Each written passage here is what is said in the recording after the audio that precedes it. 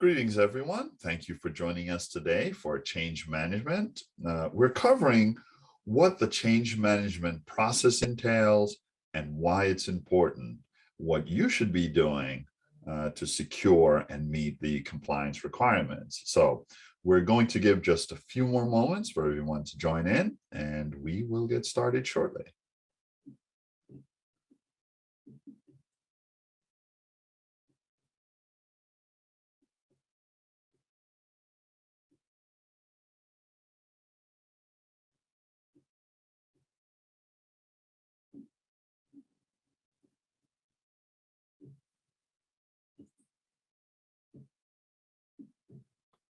All right, my name is Ken Davis. I'm the Director of Business Development here at eTrepid. I'm here to help guide you on your journey to compliance. I'll provide my contact information at the end of the webinar in case you all need to contact me.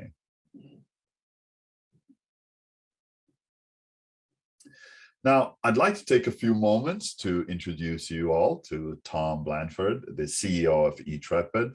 Tom has a very unique career path as a Navy veteran. Tom's military service and information technology background has led him to establish eTrepid, which has become a premier award-winning global IT services provider.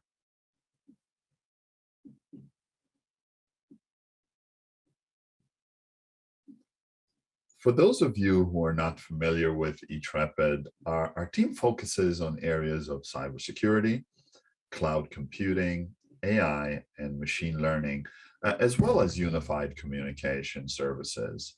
eTrepid services are highly customizable and can be specifically developed to meet your business needs or compliance requirements. Today, we're excited to have Scott Davis from Lion Guard joining us for a little coffee and conversation. Scott will take us through a deep dive into the change management process and how a change management policy can help positively affect your business. He will also review the processes that your company should have in place, as well as why compliance and regulations should be in place to help protect your business. Now, after the presentation, we will address any questions you may have and do our best to provide you with the answers you are looking for. Additionally, if you remain until the end of the event, you'll have an opportunity to hear from one of our other partners, BreachBits. Jeff with BreachBits will explain how you can take advantage of a free trial and assessment to help enhance your cybersecurity.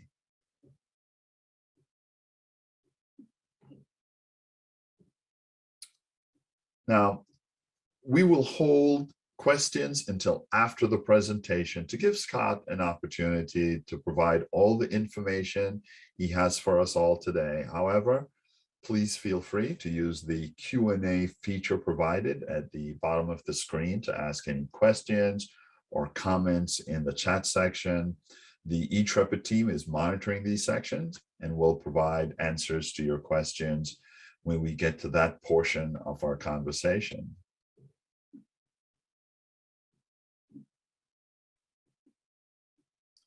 Lastly, we have a number of people on today's virtual event and want to thank everyone for joining. If you were one of the first 100 people to register for the event, and if you remain on the entire event, you will receive a $10 Starbucks gift card on behalf of eTrepid. Enjoy a cup of coffee on us. Now, after our event today, our team will follow up with you to ensure that we have all the information needed so that you can receive your card. For now, I'm happy to host our midday pick-me-up, so grab your cup of coffee and let's get started.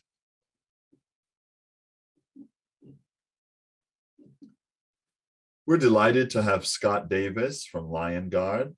He is an innovative senior technology professional with over 20 years of leading IT infrastructure and network security compliances for businesses of all sizes. Scott has joined LionGuard as a consultant, bringing his in-depth knowledge of multi-year business planning, cybersecurity planning, technology documentation, workflow design, project management, and network design to MSPs around the globe. Scott's background and knowledge of PCI DSS, HIPAA, NIST, GDPR, CCPA, and other state breach notification laws has allowed him the ability to quickly identify and develop a plan to bring organizations to compliance very quickly. Scott, the floor is all yours. Hey everyone, Ken, thank you for that great introduction. I'm glad to be here as part of eTrepid's Coffee and Conversation. I guess first and foremost, I should clarify that I am not a coffee drinker. It's amazing having someone in IT that's not a coffee drinker, but I live by water and drink very, very, very little caffeine within the family. So good morning, everyone. And thank you guys for joining us on the change management, monitoring changes in technology for really security and compliance. And I'm going to get into why change management is so important and why it really should be something that's at the top of your priority list here in a little bit.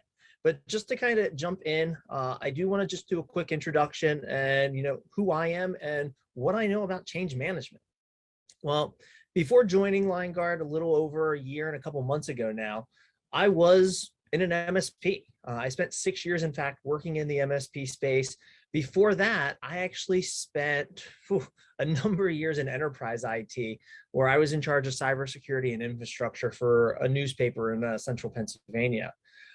So I've been there, I've done it. I've been the CIO, I've done director of ops, I've been in management, I've done infrastructure, HR, sales on the MSP side. Well, I think you get the idea. I've been around the block a couple of times. It's been a lot of fun and I've learned so much along the way. And through that, I have in-depth experience and knowledge with many of both the international and US-based compliance and breach notification laws, including NIST, GDPR, CCPA, PCI DSS. I even read Maryland's personal or privacy protection law before the panel here today, just in case anything comes up on that. But in addition to LionGuard, I'm a founder of the Cybersecurity Association of Pennsylvania. I'm an adjunct professor with Harrisburg University. And when I have time, I even write and produce my own videos for a blog I do called The Morning Breach. So let's get into the facts of today. And, I like starting with kind of the challenges that you're facing. Because let's be honest, managing and monitoring your technology stack is getting more and more challenging. Like you would think it'd be getting easier, but it's actually getting more challenging. There's the latest threats like ransomware or extortionware. You have data breaches, configuration drifts, security, patching. Some of the things have been here forever. Phishing, and everything in between. Now, throw in the fact that there are more cybersecurity related tools and services than ever before. And that's what's making it more challenging. How do you know what to use? Or why are you using the tools that you actually are using? It's enough to probably keep each and every one of you up all night. And this is all outside of that normal flow of just the normal day-to-day support. So what we do know is most systems actually don't monitor themselves. And when they do, oftentimes it relies on an end user to identify that the light is on or an alert was even triggered. If you're not looking for the alert, then really it's the same as the alert never being triggered in the first place. For the systems or tools that don't have that alert functionality, often it goes unseen until a failure or a security incident has occurred. And that's at that point now where I'm just trying to figure out, okay, what went wrong? Why did it go wrong? And potentially even your outage is there. Because at the end of the day, for the majority of you, this is that firefighting mentality where you're going fire to fire and you're only resolving issues that have turned into, well, those issues. And that's because we're not doing a good enough job of monitoring and being proactive when those alerts come up. And it could be because you get so many alerts that it's just noise in the system, and it's not that it's ignored, it's that it's maybe accidentally closed or it's just missed. It could be that the system's not properly configured to tell you when something's wrong. Or it could be just that the system doesn't know that something's wrong until it becomes that issue. But I think the biggest factor of it is humans will always be humans. It doesn't matter if you're manually auditing hardware or software. It doesn't matter if you're reviewing settings, upgrading, or even if you're being responsible and watching out for those alerts. Ticket noise can very quickly turn an effective process into a burden.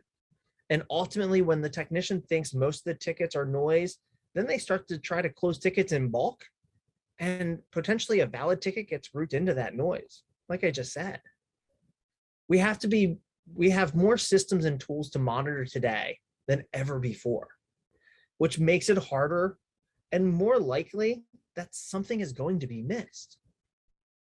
On top of all of that, we all have these different thresholds of what a bad day looks like. So in the chat, if you can just share what it would look like for you today, or better yet, what is the one message that would come across email or your Teams or Slack or whatever communication tool you use that would force you to sign off from this presentation right now? Now, don't sign off because there's a lot of great stuff ahead, but I think you're starting to get the idea. And even more impressively, read some of what your colleagues are now saying. And a lot of it's probably ringing a bell. You know, is it a server outage? Is a firewall down? Is an entire location offline? You know, those are just some of the common things that come in and make a good day turn bad quick. Now, I do have to briefly talk about LionGuard.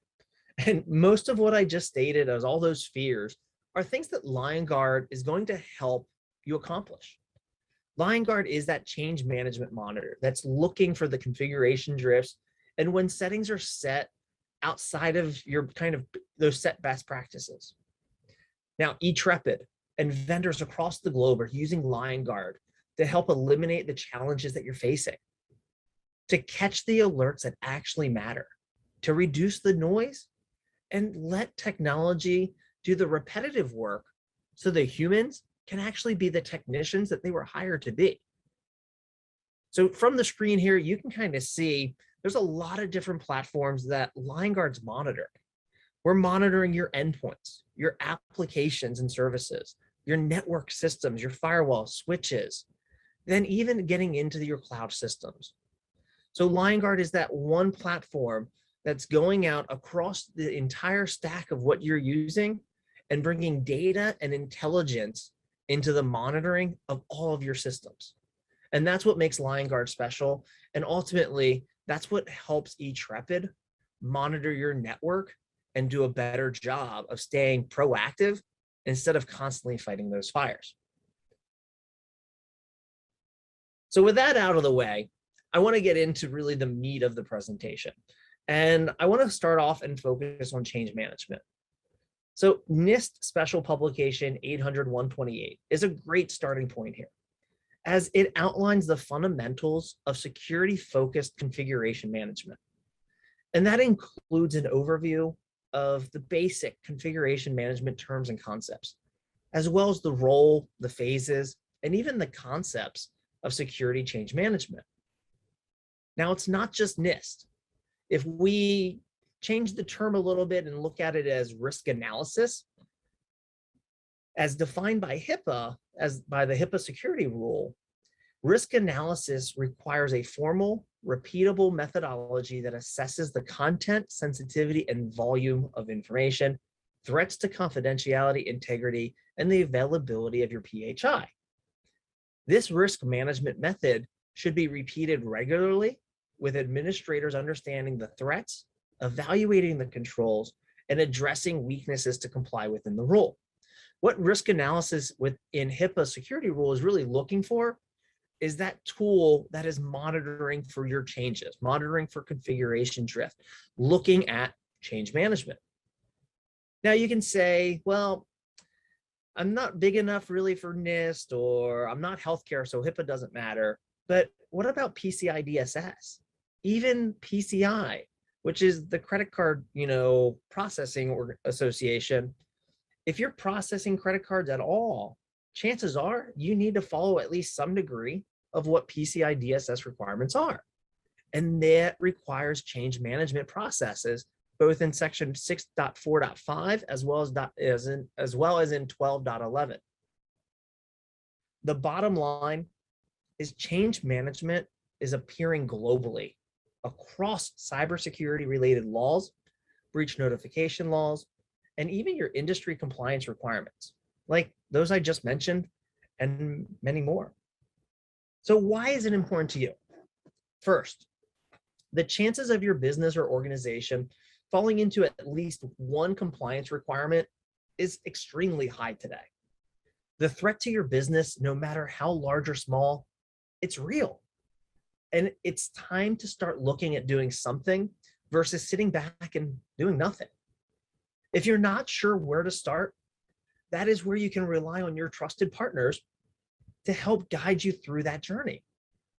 Second, your business has already been attacked by at least one form of cyber attack. I'm going to read that again. Your business has already been attacked by at least one form of a cyber attack. It may be phishing, it may be a port scan, an internal threat, or worst case, a cyber criminal could be sitting within your email or network infrastructure right now collecting data. Can you tell me when the last attack was? Do you know if it was successful? Those are the questions that you need to ask, not when or if a breach or security incident is going to happen, but when was the last one? Was it successful? Now, if you're Sally in accounting and you accidentally click on an email that redirects to a Microsoft 365 login, type in the credentials, and then you're asked to provide them again and it works the second time, to Sally, she simply typed her credentials wrong and had to retype them. To the cyber criminal on the other side, they just gained access to her account. And in some cases, even if MFA was involved, this sample happens every day to thousands of companies and even end users. So again, I ask, what was the last form of attack that you are aware of? Are you tracking these attacks when they happen and if they're successful or not? Now, most of the time, they're not successful. And education within your organization, education from your trusted partners, and even education from the news cycle is to thank for that. But remember, it only takes one instance of success for your network, your data, and sometimes even your business reputation to be tarnished in an incident. Or even worse, fine from the compliance organizations or fines from the state. Like I've seen businesses actually shut down after a cyber incident or a data breach has occurred. One of the more common forms of data breaches or security incidents we're seeing in the industry, which for the most part is not really talked about, is the sheer volume of data that's being stored on USB drives, personal devices, personal cloud storage areas, or even printed and just stored at the end user's homes, or I've even seen it in their car. COVID and the whole modern workforce has opened up a whole new threat sector when it comes to your data security. I guarantee each of you over your years in technology have lost at least one USB drive. If you can tell me you've never lost a USB drive, then you deserve a prize. I don't know what raffles are being given away, but you deserve one of them. What was on it? Do you even remember? Do you know? Did you know then? What happens if your employee is having issues working over VPN, that the next time they're in the office, they just store a whole bunch of stuff locally or on a USB drive, and then that USB is stolen, or worse, their device is stolen? Do you know what data is on that device? Did you know if there's a chance, just a chance, that client data, employee PII, or even PHI data was on that device? Then it classifies as a necessary breach notification for most states and countries today. Now that includes Maryland as part of Maryland's Commercial Law 143501. You are starting now to realize what I said earlier is likely true, where you have likely already been a target of a breach or an attack. It could have been internal, it could be external, and it has likely happened more often than you're even aware of it. I want to take a second and just talk about like the USB drives, for example. I mentioned the whole concept of you losing a USB, but what happens if you find a USB? Have you ever found a USB drive and plugged it in hopes of potentially finding the owner? What happened when you plugged that in? Or other USB type devices? Are you plugging random USB devices into your work computer? What are the ramifications? I have seen USB fans hijacked to provide phishing and key logging information to a computer. No, that's an innocent looking USB fan. The reality is I don't want to try to scare you by, thinking everything is evil in technology, because it's not, because there's a lot of great people out there that are trying to do the right thing. But as far as when it comes to your data, is it worth the risk?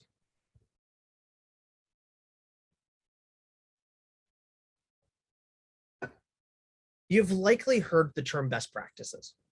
And it's not just technology that has established best practices.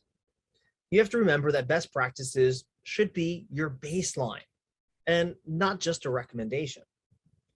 Now, not all best practices are created equal. And that's where you have to rely on the trusted advice of your partners. But for the most part, Microsoft, Cisco, really any of the other vendors out there, they have best practices, and that should at least be the baseline point. Why should you set security baselines that exceed the manufacturer's recommendation baseline? Well, that's a great conversation between you and your trusted partner, because every business is different. And for a manufacturer, they have to take each and every one into consideration for their security baseline, or what they recommend as their best practices. But if you're a government entity, if you're a law office, if you're a healthcare provider, or you simply contain a lot of data that would fulfill the appetite of a cyber criminal, then you probably want to have that higher degree of awareness than Joe's Plumbing and HVAC. Now, Joe's Plumbing and HVAC probably has one amazing database full of customer names, addresses, and even previous repair history, because all of that information still could be used as puzzles to help breach an individual or a business.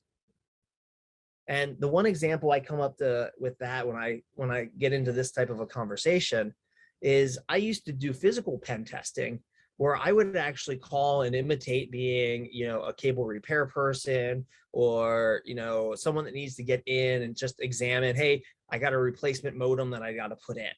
And the amount of times that I had success by putting a phone call first to the secretary that has no control really over anything, but then walking in, that 60 minutes or so later, being able to escort it typically right into the server room where the modem is. Oftentimes an email went out, hey, just so you guys know, vendors here working on the modem, internet may go down briefly. But typically I'm in and out 15 minutes, everything looks good. But in the meantime, what did I do in that room when there was no one around? Or even when someone's watching you, how easy it is to plug a USB stick in somewhere when you're walking behind a rack. It doesn't matter what the data you have. It doesn't matter what you're trying to protect. Your best practices are physical too. It's not just about protecting the tech. It's about understanding, your wireless network goes beyond your walls. It's about protecting your network with wireless. It's about protecting your network with physical intrusion as well. It doesn't matter who your trusted vendors are. As a business owner, you have to understand what the best practices are. And you need to be a part of the conversation of making them as strict or as secure as you want based on what you're trying to achieve.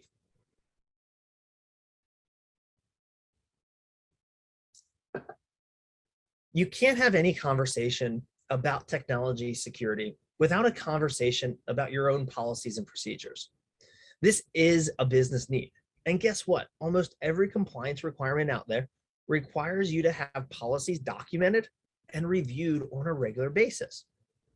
Most talks I have today on policies, I start with the question of what policies have you created or updated since COVID-19 started? And I mean, that's what, right around 18 months now, give take. Like, have you updated or created a work from home policy, an acceptable use policy, bring your own device, incident response? What about an infectious disease policy? You know, I highlight that one up front. And it's because most businesses I speak with don't have any number of those, let alone an infectious disease policy.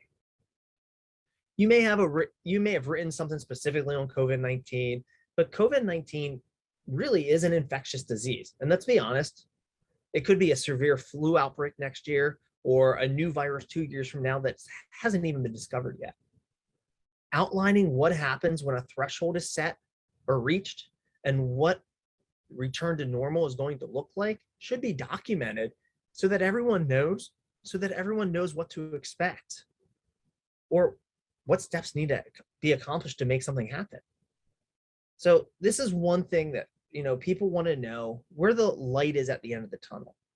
Now, before I open up a can of worms, because I don't want to get into a whole COVID conversation, but the same has to be documented for your work from home policies, your acceptable use, your bring your own devices, your business continuity. Every policy that's associated with technology needs to be documented so you know what's going on. Your AUP or your acceptable use policy needs to outline the use of technology resources, the rules that are in place to protect the individual and the company. This is critical as we work from home, and many work computers have become both work and personal devices, or worse, personal devices that are now being used for work. A work from home policy should outline what work from home looks like and what thresholds have to be maintained in order to continue working from home, the expectations and more. Your incident response is a key one. But what have I been seeing more and more are playbooks that actually go along with the incident response policy that walk through what happens if Sally falls for that phishing attack or Rob infects his network drives with ransomware. What happens when a USB drive is lost or a laptop is stolen? Any device that contains work resources or data should have a playbook and what happens and who is notified and when. Oh, excuse me. And like when I look at incident response policies, you know, so many businesses out there don't have them. And you can say, well, I know what we're going to do. I know what's going to happen. We're going to go through X, Y, Z, and it's in your head. But what if the person that has X, Y, Z in their head's not able to make it in? Or what if they're on their honeymoon on an island and they have no cell reception? You know, things happen, and that's why it's critical that things get documented. Business continuity is another essential one. As what happens if the building burns down, a tornado hits your neighborhood, or if all the employees are unable to get to the office? Now, it's not just big disasters that your business continuity or disaster recovery plan looks at, but it needs to have the plans in place for loss of electric, loss of internet, and even key personnel. But the one thing I find most business continuity plans miss is what is your expectation, or what is the, and of course the term just slips my mind, but you know, what is the expectation or reality of how long can you be offline? Can you be offline for an hour? Can you be offline for a week? That is a metric that has to be shared with those vendors, with the partners that you have.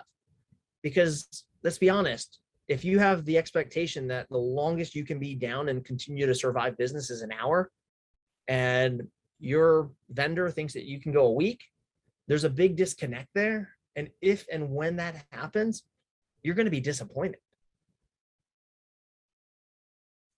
Now, before you go and leave this call and start writing best practices, policies, procedures, whatever, before you create your change management plans or even apply for a compliance certification, the largest risk you have is what you don't know. Everything starts with data, and you have to understand your data puzzle. Before you begin to identify risks, write the policies, or really know what you have to know what you have. I've walked into businesses where a sales team is using Dropbox, marketing is using SharePoint, the IT team is using Microsoft Teams, and leadership sometimes is off in their own world and doing what they choose to use. So when you have that environment where there is no standardization, then you have data everywhere. And really, for an IT team, that's a tremendous stress point. And as a business owner, it should be a stress point as well. Because if any one of those systems or services that you're using and storing your data in is breached, then you have to ask yourself, what is your risk? What is your liability? Who do you have to notify? Like, that's what you need to be thinking when it comes to your data. Isn't, okay, my data is being stored here. It's my data is being stored here, here, here, and here. And if X happens, I have to notify these people. And yeah, I truly believe that there are very few companies that can with 100% certainty state where all of their data is stored. Mainly due to the fact that this now work from home, and the whole thought process to your end user is me being able to work is more important than the data security. And I've seen it so many, it's tough to even talk about because I've seen it so many times, but I've seen it where the VPN is slow. So I've seen people go to the office, grab the data they need, they store it on a USB or on their local machine that they, brought in, then take it home, and they're just working off these local files. What happens if that laptop's stolen? What happens if that data gets corrupt? You potentially don't have backups of that data anymore. What happens if that user gets ransomware on their local machine?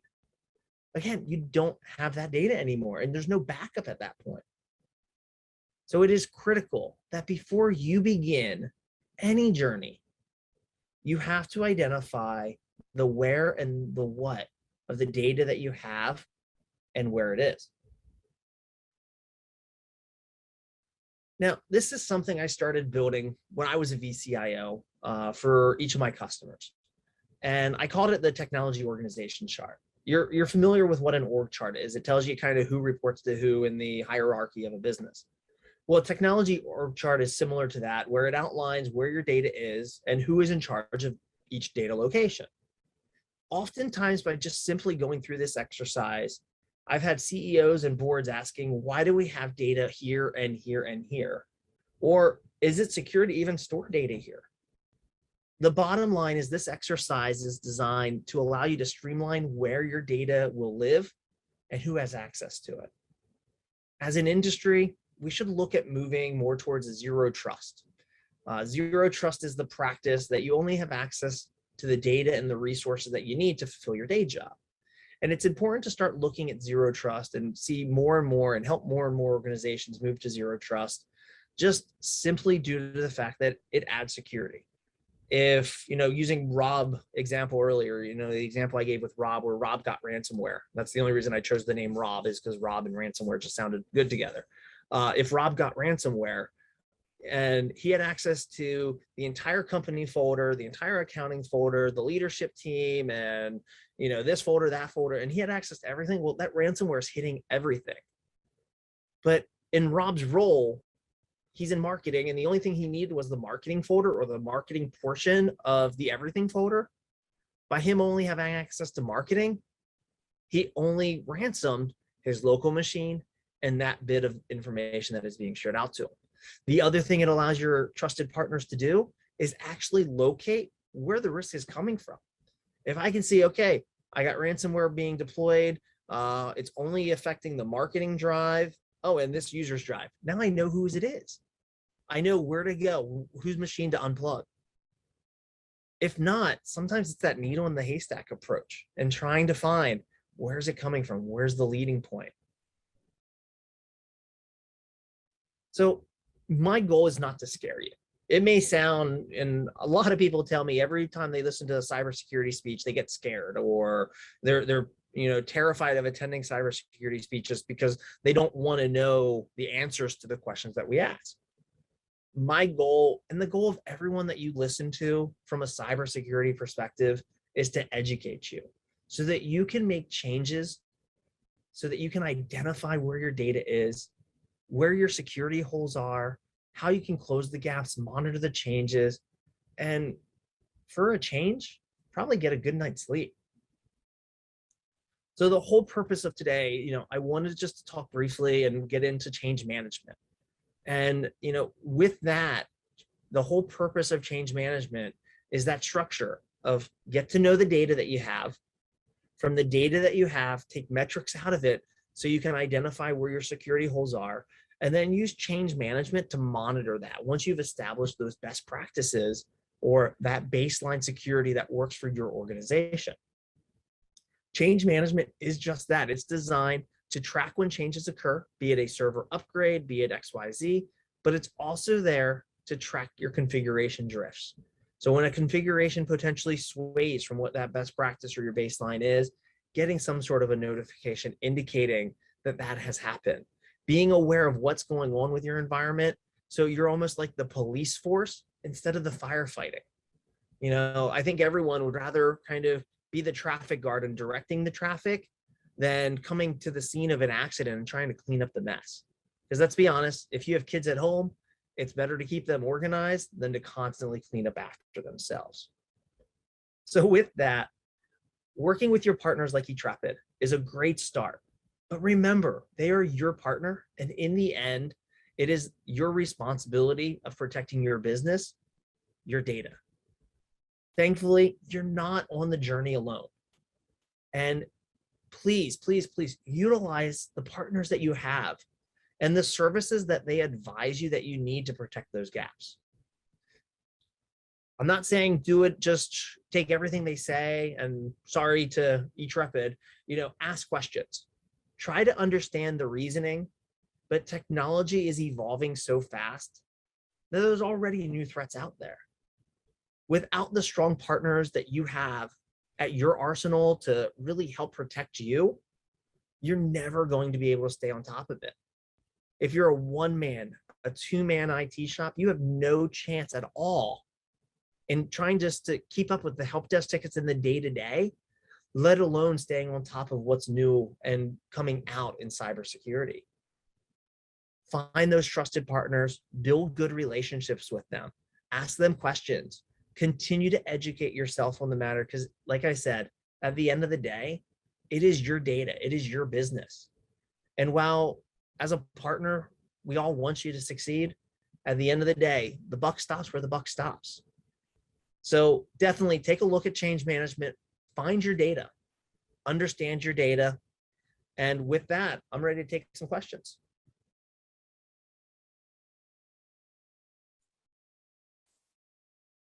All right.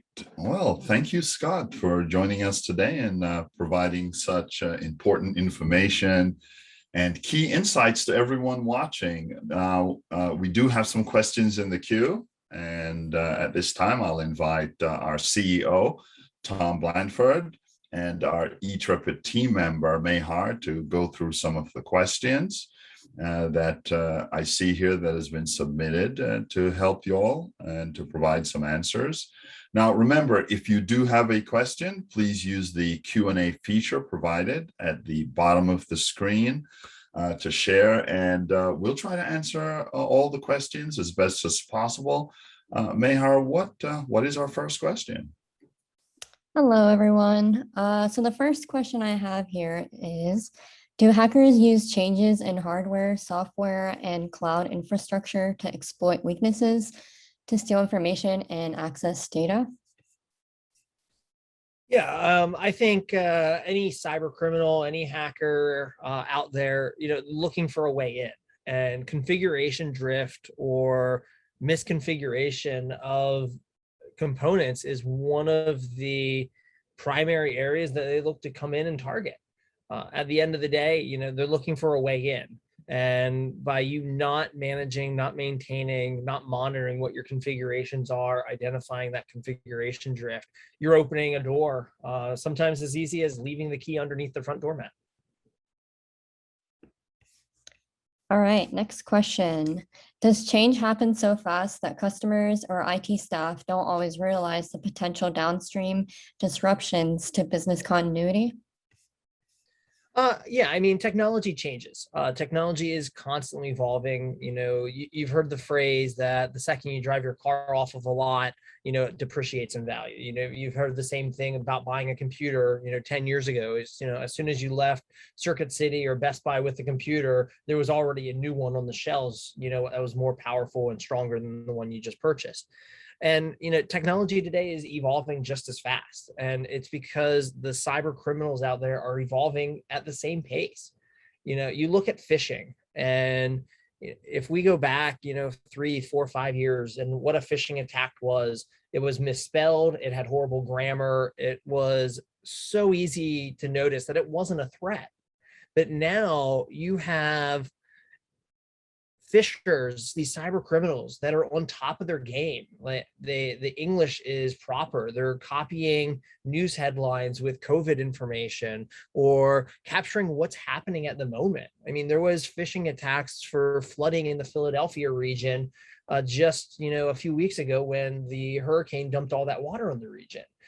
Fishers are looking at the opportunity, and phishing has become an art form. And when you look at phishing as an art form, it's what can you do to entice the person to click the link? What can you do to entice the person or gain their attention and gain their trust?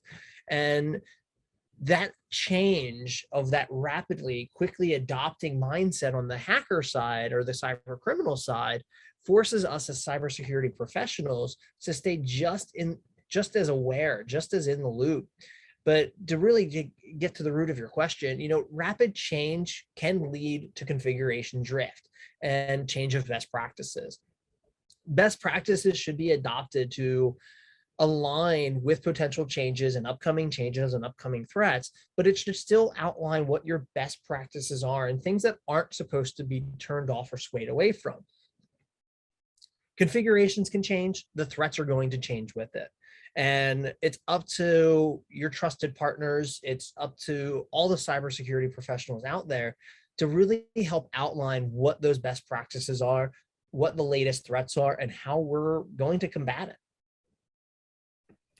All right, we have another question here. What is a good way to enumerate and constantly monitor IT systems to manage risk when changes do occur? I mean, you look at the IT stack, and there's so many tools out there. There's so many tools that, some of them promise you the world and deliver you a piece of it. Some of them promise you a piece and deliver that piece extremely well. It's about making sure that your stack is designed right. And you can't do that if you don't have the right data to know what holes you have or what you're trying to secure, because it all leads back to data. You can't protect what you don't know. And through that concept, through that theory, you have to know what data you have. You have to know what you're trying to protect and what you're trying to do. And I would add to that, Scott, that it's very important that your stack is diversified. Absolutely. And that you look at the entire path of communication, right? So IT is all about communication, it's networking, and down at the packet level, which is really where you're getting into the weeds of threat detection from an IT perspective. You really want to make sure that when you look at the point of origin all the way through to the point of processing and output, that there are multiple checks that you're monitoring, inbound and outbound. Even processes, there are things that can occur today that it may be a very benign thing by itself, but when you start putting multiple things together, like just receiving an email, clicking a link, then a download, you start combining all of those things, and they become bad, but individually they're not. So you want to make sure your stack not only looks at these things individually, but can then correlate across them. All right, next question. There are several types of change, normal or expected change. Others are major or emergency based. Is there greater risk in each change category? You know, anytime you process a change, there's a potential risk of outcome. You have low risk, you have high risk. You know, it all depends what you're changing and what you're looking at the change, you know, ramifications. But small changes can turn into big changes, and big changes can really just be small changes. Every change, I think, has to be examined. I mean, that's why you have quality control. You know, you're not going to change out the tires on your car without verifying that the tires that you're replacing it with are better or, you know, well, better than what you had. You know, it's the same aspect. And you're not going to put new headlights on your car that have a brightness that's 50% dimmer than what you have now. So any change that you go through has to be vetted, has to be reviewed. And you can't properly do that if you don't have data on why you're making the change in the first place. All right. My add to that would be tested, right? So before applying the change, once you've gone through that process, that you've actually tested and validated that the change is having the impact that was expected. Okay, we'll do one more last question. How do change management practices impact an organization's ability to protect against hackers and cyber thieves? How are best practices? Yep. How do change management practices impact an organization's ability to protect against hackers and cyber thieves? Yeah. So when you look at your practices, your policies and procedures, you know, they're designed to, you know, give your organization the leg up on the process that should be followed during a change, during a setup, during a new configuration, during an upgrade, during whatever. And we write policies and procedures so we know what the expected outcome is going to be. We know what the expected configuration should be. So by doing that, you're actually aiding in, you know, that flexibility or that component of security, because you've already gone through, you've tested it, you've deployed it, you've had great success with it. That's not to say it's never going to change, because as updates come out from the vendor, security updates, new features come out, you're going to evolve those best practices to match that.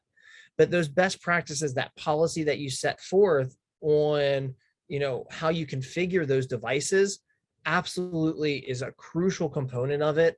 In fact, there was a community chat I was in the other day that someone, you know, was in the process of moving their entire MSP from vendor A firewall to vendor B, and they were looking for someone in the community just to log in with them and go over the settings to see if they were doing it right. You know, so much of the community, we have to share the knowledge that we have. And there's experts that are great at doing X and not as great at doing Y. So finding an expert at Y to just kind of review the settings and, you know, help you through it absolutely is crucial as we learn and we develop what those policies, procedures, and best practices are. All right. All right. Mehar, thank you. Thank you all. Lots of great questions there. Again, thank you, Mehar. Thank you, Tom. And thanks again, Scott, for joining us and taking the time to share such pertinent information.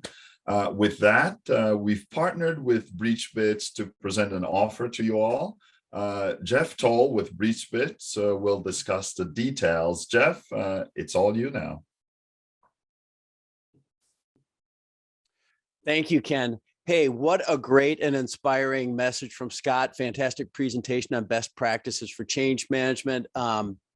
We need more of that in our complex hybrid compute world. So I loved his quote of "let technology do the repetitive work so humans can do the intelligent work." I think that's a mantra we can all follow.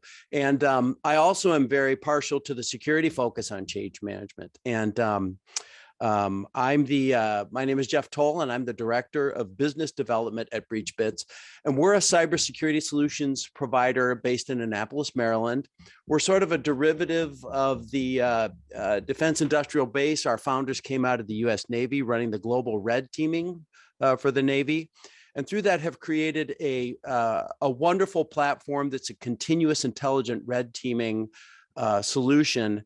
We partner very closely with eTrepid. They understand our technology intimately, and we're very fortunate that we're offering a free 30-day trial of the technology, so that, you know, when you do talk about change management, continuous monitoring is really a critical aspect of that. Gone are the days when you can do assessments quarterly or semi-annually for audits or compliance purposes. We need a constant pulse on what's happening in our hybrid infrastructures today. And not only to continuously monitor them, but to enumerate them, right? Shadow networks, other systems, other partnerships. You need to define key threat vectors that are coming into your compute ecosystem. And so we've got this wonderful 30-day trial that you can talk to Ken about, and they will assist in the security assessment support of that. And we really look forward to hearing from anybody that wants to do that, and listen to Scott about deploying technology that's taking some of the repetitive stuff out, so that organizations like eTrepid can help you with the intelligence stuff. So that's it on my end. Ken, back over to you.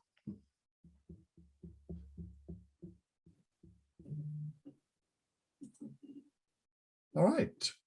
We have teamed up to get you on the right track when it comes to cybersecurity efforts. In the chat section, we've placed a link to sign up and take advantage of a 30-day free trial of the BreachBits Intelligence Red Team, which will provide insights into your business risk and where you're most vulnerable. Following the trial, eTrepid will provide you a security assessment that will help review your results and provide options to strengthen your security efforts. Again, the link has been provided in the chat, so simply fill out the form, and we'll be sure to follow up with you to provide additional information, answer any questions you may have, and prepare you for your trial. Now, you must sign up by October the 8th to take advantage of this exclusive offer.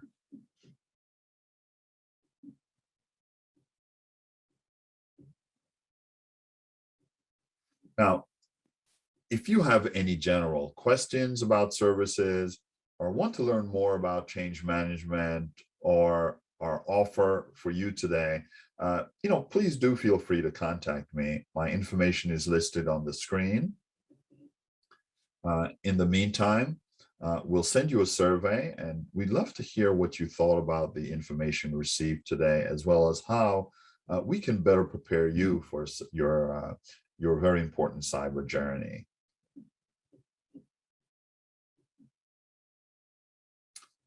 All right. Lastly, be sure to join us for our next coffee and conversation topic, CMMC Exposed, on Thursday, November the 18th at 11 a.m. Duffy Compliance CEO Sean Duffy will provide insights on what you need to know about CMMC. Now, also, please keep an eye out for more information about the event, and we will be releasing that soon.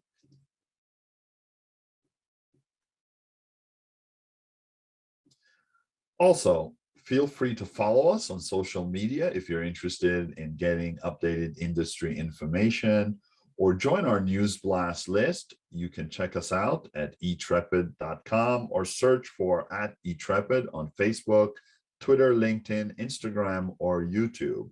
Thank you for joining us. Have a great week, and we hope to see you again next time.